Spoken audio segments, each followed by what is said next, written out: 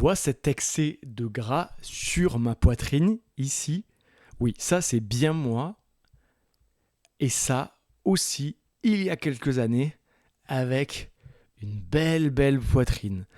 On appelle ça l'adipomastie ou man boobs. Et non, malheureusement, ça ne se résout pas avec 200 pompes par jour ou des écartés couchés à la pelle. Malheureusement, c'est pas aussi simple que ça. Et c'est pas seulement un excès de gras localisé, c'est un problème hormonal. Et dans cette vidéo, je vais te présenter les deux principales causes de cette localisation. Et dans la seconde partie de la vidéo, je te partagerai les solutions concrètes pour y remédier. Avant d'attaquer, pense à t'abonner, à activer la cloche, à liker et à commenter cette vidéo. Ça aidera à faire vivre cette chaîne et je t'en remercie d'avance. Alors, une des principales causes de cette localisation est l'excès d'insuline. Alors pourquoi l'insuline élevée favorise spécifiquement le stockage de graisse au niveau de la poitrine chez l'homme et pas seulement une prise de poids globale? La raison numéro 1, ça va être que l'insuline, c'est une hormone de stockage du gras. C'est une hormone dite de stockage qui va perturber un petit peu le fonctionnement hormonal si on la produit en trop grande quantité. Son rôle principal, c'est de bloquer la lipolyse, la dégradation des graisses et de forcer le stockage dans les adipocytes. C'est aussi une hormone anabolisante qui a d'autres rôles, mais là on va parler principalement du stockage. Tant que l'insuline est élevée, tu n'utilises pas tes graisses comme source d'énergie. Le problème, c'est que certaines zones du corps sont plus sensibles à l'action de l'insuline et chez l'homme, avec l'hyperinsulinémie, la poitrine fait partie de ces zones. La raison numéro 2, c'est la conversion hormonale dans le tissu adipeux. Les tissus graisseux, notamment thorax, ça contient une enzyme appelée aromatase. L'aromatase, elle convertit la testostérone en œstrogène. Or, l'hyperinsulinémie, ça stimule la croissance du tissu adipeux et ça augmente l'activité de l'aromatase. Alors, le résultat, c'est que plus tu stockes dans la poitrine, plus tu produis localement d'œstrogène, ce qui amplifie le stockage féminisant. Et c'est un cercle vicieux, tu as une insuline plus haute, plus de gras sur la cage thoracique, plus d'aromatase, plus d'œstrogène et encore plus de gras au niveau de la poitrine. Une chose que je n'ai pas notée ici, c'est aussi que l'insuline, elle a une autre action que celle de stocker le gras, c'est qu'elle empêche une enzyme qui est faite pour déstocker, justement déloger le gras de la cellule. Elle inhibe cette enzyme et donc elle empêche, quand tu actives l'insuline, son action elle dure plusieurs heures. Et bien pendant ce temps-là, tu ne peux pas déstocker. Donc il y a un double phénomène de stockage et d'anti-déstockage. Et ça, tu peux le vérifier scientifiquement en tapant rôle de l'insuline. Tu verras, il y a plein de recherches là-dessus et tu trouveras facilement les réponses sur le phénomène de stockage et l'entrave au déstockage du gras. Ça inhibe aussi l'hormone de satiété, ce qui est aussi un problème. Alors la raison numéro 3, c'est l'impact sur la testostérone. L'hyperinsulinémie, ça diminue la production et la biodisponibilité de la testostérone via une baisse de la SHBG. On ne va pas aller plus loin là-dessus. Moins de testostérone égale moins de muscles, plus de gras, mais surtout un rapport testostérone-œstrogène déséquilibré. Cet équilibre hormonal biaisé oriente le stockage vers les zones plus typiquement féminines comme les seins. C'est pour ça, des fois, encore une fois, qu'on voit des messieurs, selon s'ils sont plus ou moins imprégnés et perturbés hormonalement, avec du gras, vraiment, avec des seins de mecs, des man boobs. La raison numéro 4, c'est la distribution préférentielle du gras. Des études montrent que la distribution du tissu adipeux dépend de l'équilibre hormonal. Quand la testostérone domine, on a un stockage abdominal et viscéral. Quand les oestrogènes dominent, même faiblement chez l'homme, on a un stockage génoïde, poitrine et hanche. Alors, il n'y en a pas un qui est mieux que l'autre, mais en tout cas, ça explique pourquoi des fois, on a plus de stockage au niveau de la poitrine. L'insuline, en faisant baisser la testostérone et monter l'activité œstrogénique, déplace le stockage vers la poitrine. Bon, en général, de toutes les manières, quand on a des seins d'homme, on a aussi pas mal de graisse sur la partie abdominale. Hein. C'est pas soit l'un soit l'autre, c'est en général un petit peu les deux. Ce qu'il faut retenir, c'est que quand ton insuline est tout le temps haute à cause du sucre et des glucides, ton corps se met en mode stockage permanent, ce que je t'ai expliqué tout à l'heure. Mais surtout, ça dérègle ton équilibre hormonal. Ta testostérone baisse, tes œstrogènes dominent et tu stockes à des endroits qui normalement ne devraient pas gonfler chez un homme. C'est exactement ce qui crée les man boobs. La deuxième cause de cette localisation, ce sont les perturbateurs endocriniens. Alors pourquoi les perturbateurs endocriniens contenus dans certains glucides et certains produits aggravent le problème ? Alors on a les glucides ultra transformés qui sont une double bombe. C'est les sucres et les perturbateurs. Beaucoup de produits riches en glucides, biscuits, sodas, pains industriels, céréales, fast-food, ne sont pas que du sucre. Ils contiennent aussi des additifs. Et pour ça, il suffit de regarder un paquet, par exemple, de céréales pour le comprendre. C'est plein d'additifs et de pesticides qui ne vont pas forcément être notés, mais qui vont être utilisés lors des cultures de ces céréales, puisqu'en général, les produits transformés sont pour la plupart à base de céréales. Et donc, ça va aussi contenir des emballages plastiques. Ces substances contiennent des perturbateurs endocriniens, bisphénol A, les BPA, les phtalates, pesticides, résidus de plastifiants, migrés des emballages. Le résultat, eh bien, tu ne fais pas seulement monter ton insuline avec le sucre que tu ingères, tu as du bonus avec, tu envoies aussi des molécules qui vont imiter les hormones féminines œstrogènes. Et le problème de ces plastiques-là, de ces nanoparticules, c'est qu'elles restent coincées, elles sont stockées dans le corps. En deux, on va avoir les effets œstrogéniques directs. Les BPA présents dans les canettes, emballages plastiques, revêtements alimentaires se comportent comme un œstrogène artificiel.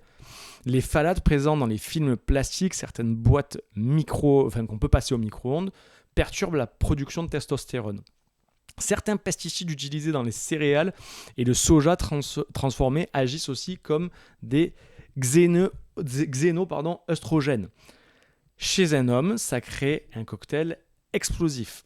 Moins de testostérone, plus d'oestrogène artificiel, donc un stockage accentué dans la poitrine.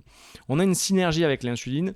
L'hyperinsulinémie seule fait déjà baisser la testostérone et favorise le stockage. Les perturbateurs endocriniens viennent accélérer ce processus. Ils augmentent l'activité de l'aromatase, l'enzyme qui convertit la testo en oestrogène. Ils rendent les tissus adipeux, poitrine et hanches encore plus sensibles aux signaux de stockage. Et en clair, le sucre allume l'incendie et les perturbateurs endocriniens jettent de l'essence dessus. Ça fait flamber le truc.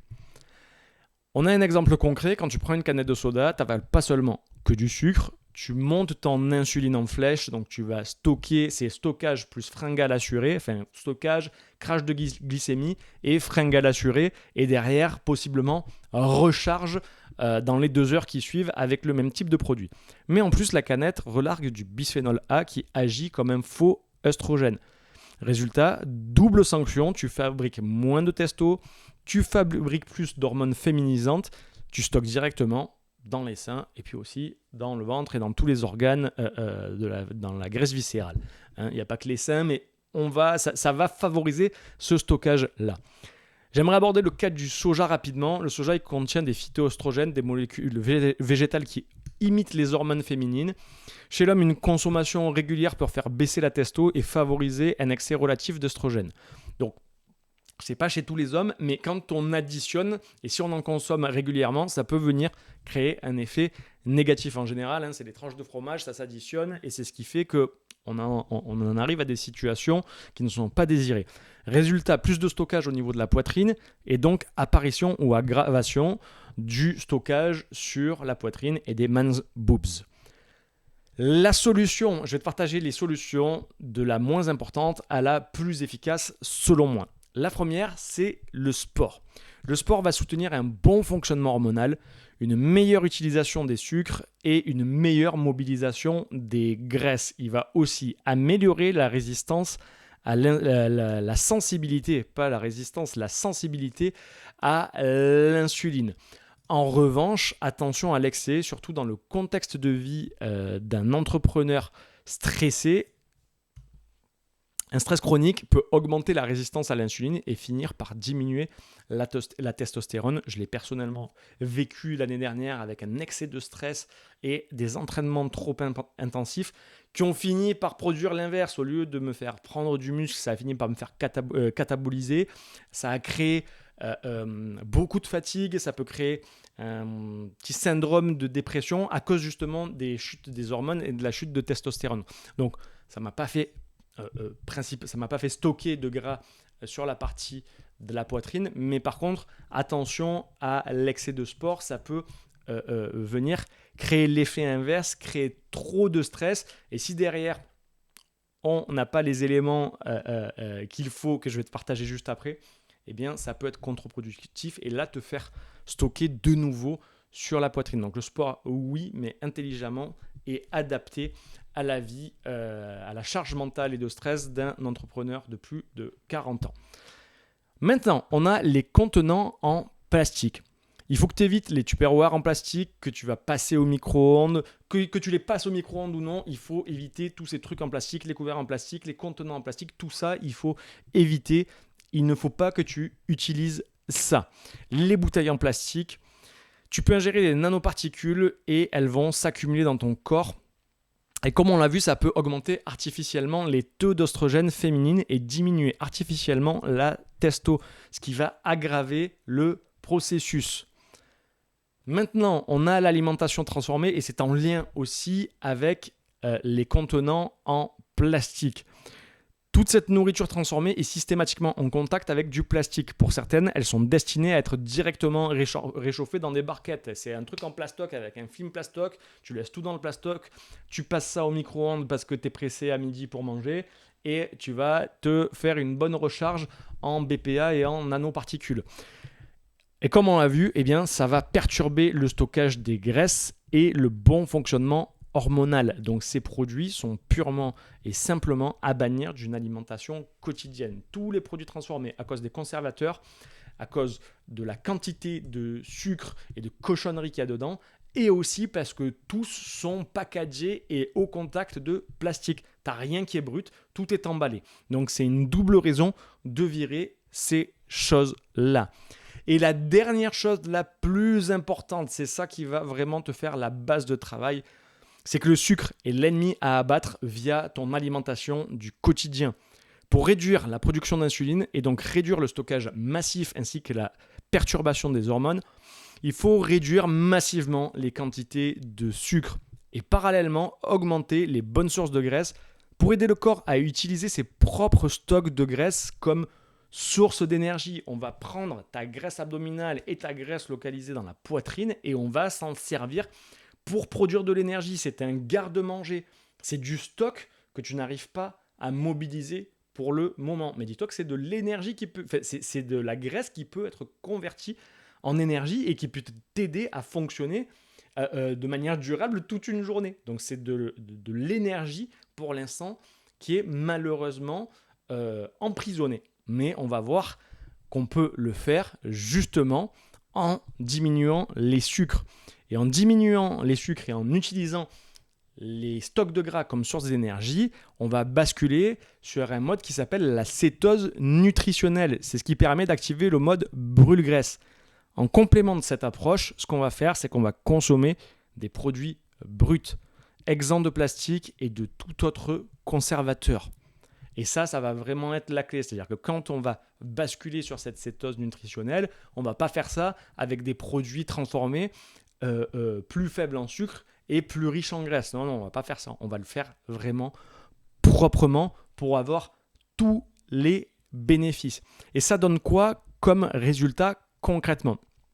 Tu te souviens de la photo de moi que je t'ai montrée au début, là avec ces jolis tétés et ce bon ventre là, bière qui dépasse, ce bon ventre d'entrepreneur qui prend pas trop soin de lui. Voilà ce que ça donne. C'est comme je suis actuellement.